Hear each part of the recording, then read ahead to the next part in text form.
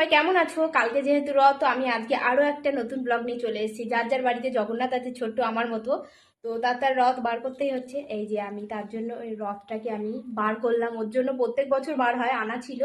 তো এই রথটাকে আমি এখন পরিষ্কার করব, রেডি করব, তোমাদের সঙ্গে তাই শেয়ার করছি। আর কালকে রথের ব্লগ দেখতে কেউ ভুলো না। এই যে আমার জগন্নাথ এর মধ্যে রাখা আছে, দেখাচ্ছি। এই যে দেখো, জগন্নাথ, বলরাম আর সুভদ্রা, দেখছো কত সুন্দর দেখতে। আমার ছেলের এটা, আমি মাম বলি ওকে, তো ওর খুব পছন্দের। আর ওর যে এই রথটা আছে, দেখো এই রথটা অনেকটাই বড়। তো ও এটাকে আমি এখান দিয়ে দেখাচ্ছি, এই যে এইভাবে এটাকে এখন রেডি করব। আগের বার যেভাবে রেডি করা ছিল, খোলাও হয়নি, সেইভাবেই আছে।